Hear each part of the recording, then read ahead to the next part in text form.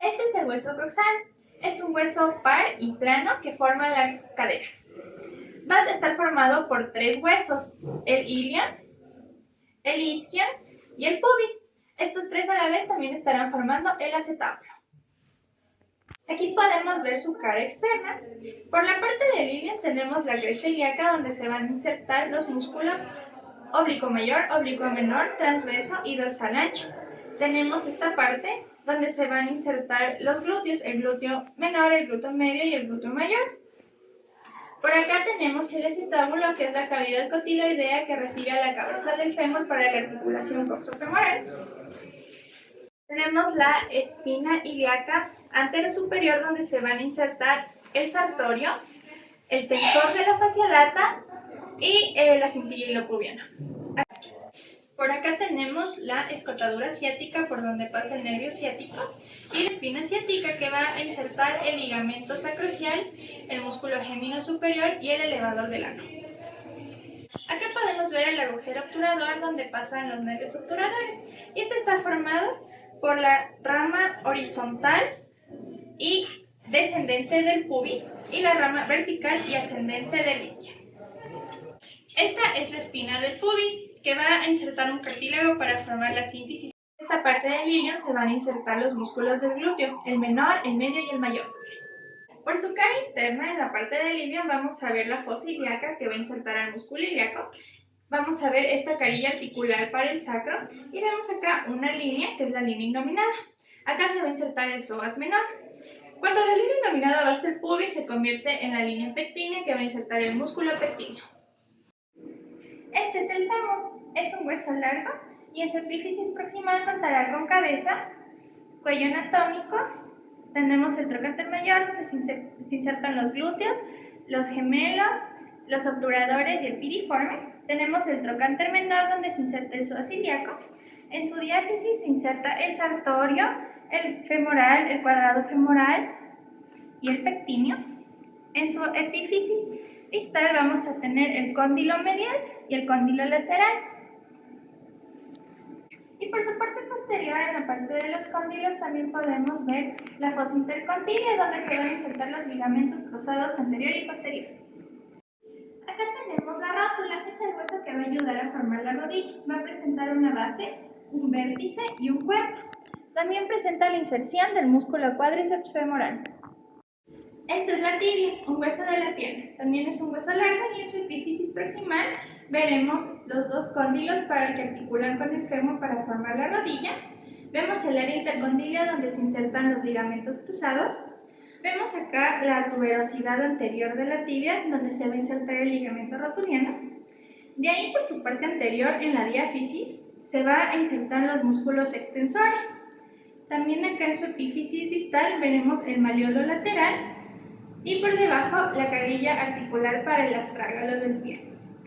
Por su parte posterior vamos a tener la línea sólea, donde se inserta el músculo sóleo, y justo arriba de esto se insertará el músculo popliteo. Y en su parte posterior también se van a insertar los flexores. Este es el peroné, el otro hueso de la pierna. También es un hueso largo, así que tenemos en su epífisis proximal la cabeza, donde se inserta el bíceps. Tenemos cuello, tenemos carilla articular para la tibia. En su diáfisis, en la parte superior, se va a insertar el peroneo largo y en su parte inferior el peroneo corto. En su epífisis distal vamos a tener el maleolo externo. Y por acá tenemos el borde interóseo para la membrana interósea. Vamos a hablar sobre los huesos del pie. Tenemos por acá el astrágalo, el calcáneo que forma el talón. Tenemos el escafoides, el piramidal, las 3 cuñas, los metatarsianos, las falanges medias y las falangetas. Por su parte dorsal se van a insertar los flexores y por su parte plantar los extensores. Acá tenemos la articulación entre húmero y cúbito. Vamos a poder ver que es una troquear y tendrá el ligamento transverso, ligamento ulnar o cubital y ligamento radial. Entre el cúbito y el radio vamos a tener el ligamento interóseo. Articulación del carpo, donde podemos ver el ligamento carpiano transverso y el ligamento carpiano palmar. Por acá tenemos la articulación articulación de la rodilla, donde tendremos este ligamento que es el rotuliano.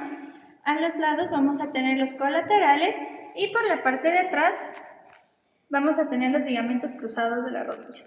En la articulación del pie vamos a poder ver el ligamento dorsal, los ligamentos astragalino-peroneos y el ligamento talotibial. Por acá, en la parte de la planta, veremos el ligamento plantar. Es el músculo temporal, es un músculo de la masticación que va a ir desde la fosa temporal y se va a insertar en la apófisis coronoides de la mandíbula. Va a estar irrigado por la arteria carótida externa y va a estar inervado por los nervios temporales. En un plano mucho más profundo se va a encontrar el pterigoideo lateral. Este se origina en el ala mayor del esfenoides y las apófisis pterigoideas del mismo y se va a insertar en la cápsula articular de la temporomandibular. Va a estar inervado por el nervio B3 y va a estar irrigado por la arteria maxilar. El músculo de la masticación es el pterigoideo medial. Acá se va a ver en un plano mucho más profundo, pero él se va a originar en la tuberosidad del maxilar, en la apófisis palatina del maxilar y en las apófisis pterigoides del hueso esfenoides y se van a insertar en la rama igonia del hueso mandibular. Va a estar inervado por el nervio B3 e irrigado por la arteria maxilar. Este es el músculo macetero, es un músculo de la masticación que va a ir desde el borde maxilar del cigomático hasta la rama mentoniana del mandibular. Va a estar irrigado por la arteria maceterina e inervado por el nervio B3. Músculos de la mímica tenemos al occipito frontal. Este se va a originar de la línea nucal del occipital hasta el borde subciliar. Va a estar inervado por el nervio facial e irrigado por la arteria temporal. Aquí vamos a tener otro músculo de la mímica que es el prócer. El prócer se va a originar en el hueso nasal y se va a insertar en la piel del entrecejo. Va a estar inervado por el nervio facial y va a estar irrigado por la arteria nasal. Este músculo es el orbicular de los ojos, es otro músculo de la mímica y este se va a originar en la órbita, en el hueso lagrimal y se va a insertar en los párpados. Va a estar inervado por el nervio facial y va a estar irrigado por la arteria facial. Acá tenemos el músculo corrugador. El músculo corrugador también es un músculo de la mímica y se va a originar en el borde supraciliar.